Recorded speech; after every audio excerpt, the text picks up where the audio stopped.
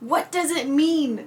This is a huge question that I get from you guys all the time in my normal readings, in my live readings, and you guys always have this question of, okay, I had this experience and I saw this or I felt this or I heard this, what does it mean?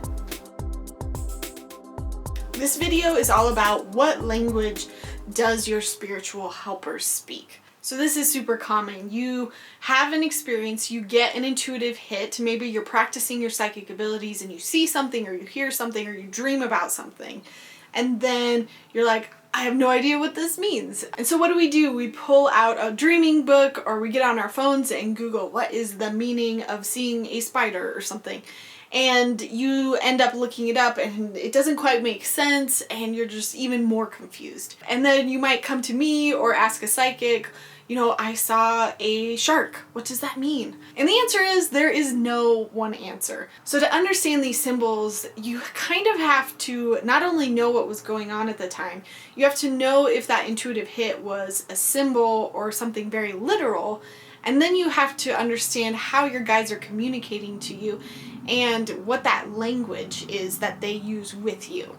And so because you need all three of these things to understand what's going on at the time, it's hard for me to necessarily give you an exact interpretation of what that dream or what that hit might have been that you had 3 years ago. It's a lot easier to understand in the moment. So I want to first walk you guys through how to decode something that's in the past.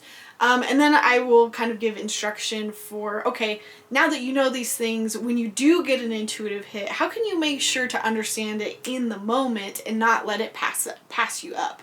So breaking down these three things. First, let's start with symbols and literal messages. So you might ask a message of, how can I be more connected to my spirituality?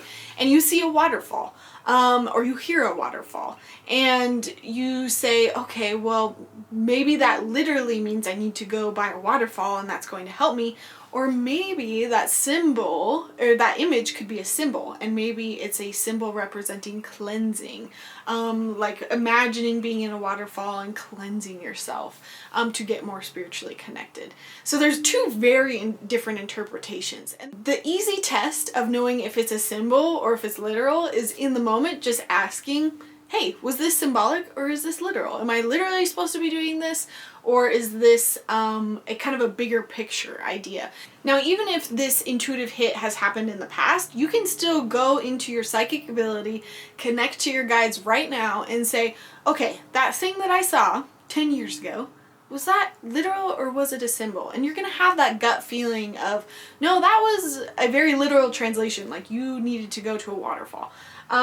Or you might get the feeling like, no, this stands for something else. And then you get into the question, okay, well, how do I know what that symbol is about? You know, waterfalls might feel very cleansing, but what if you just got the symbol of like a piece of food? You're like, I have no idea what that means. I know it's a symbol, but what does it stand for?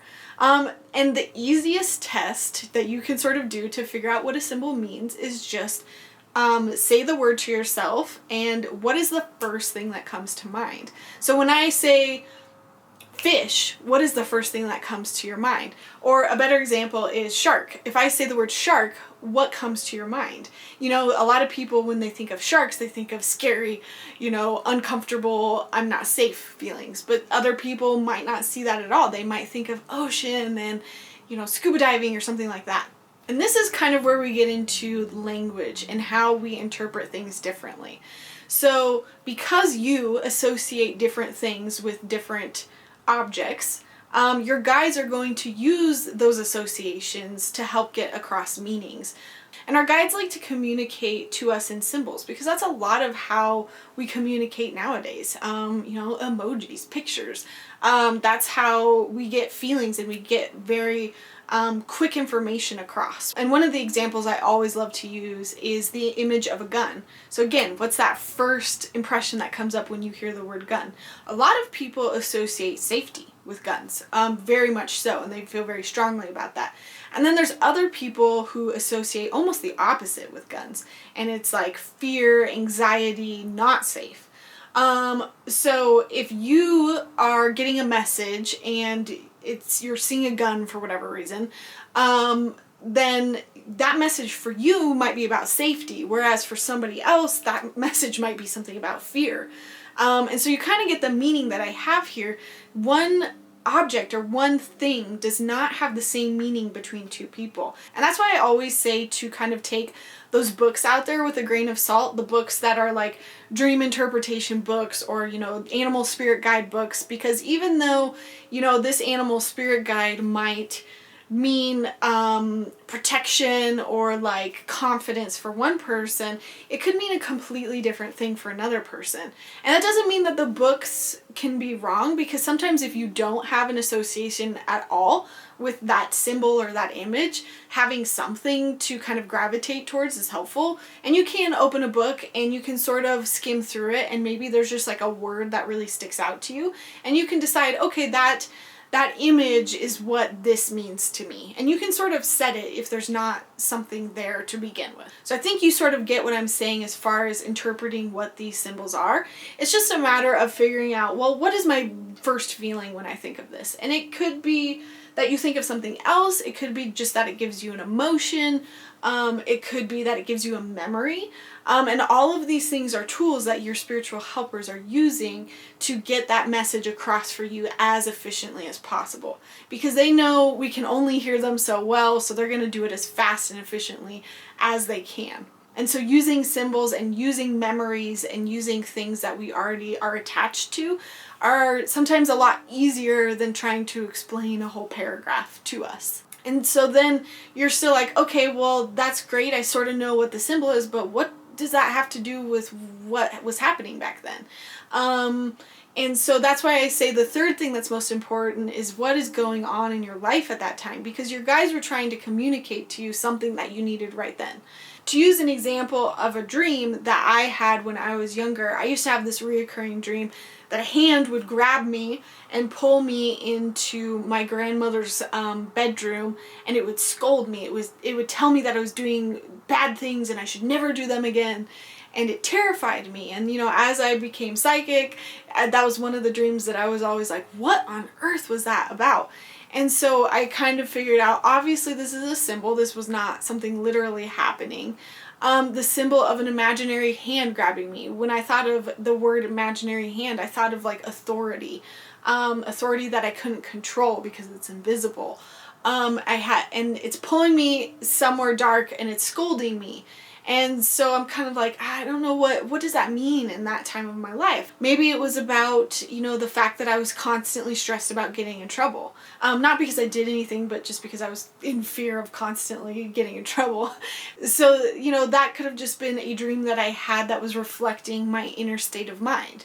It might not have been a warning. It could have been all sorts of things. And then we open this whole can of worms of dreams and what type of dreams you have.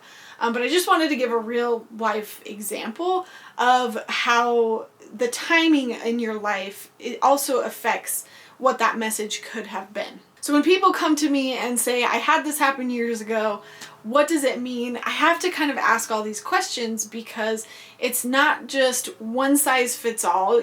Everyone that sees a horse might not think it to be the same thing. I have to ask what's going on in your life, because something needed to be communicated to you at that time, and this is how it was communicated. And it's, how do your guides communicate to you now? What do you think of when you first hear of horse? And so it's very important to understand all these facets going on. And so not all the time can we figure out what those messages used to mean. I still have things that happened in my past that I'm not sure what they were about. I kind of have the gist of the message, but I can't remember at all what was going on in my life and why I might have received those messages. If you're still having trouble, you can also pull cards. You can use all your other psychic abilities and some of the techniques that I teach you guys to try to figure out what something means. But this is all great advice, because going forward, okay, well, if I am having a weird experience, I can remember to stop and say, what's going on in my life right now?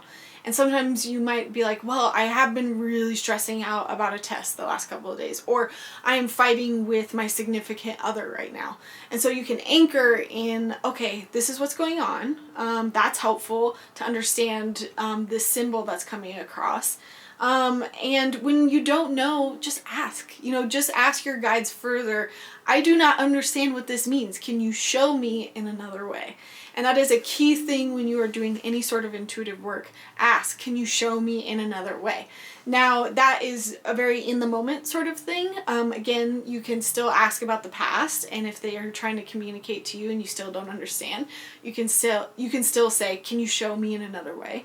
And sometimes it could be that your clairs, maybe your clairs are not as developed, and so asking to see it versus hearing it, maybe just kind of fine-tuning how that information is coming in can help you understand those messages better.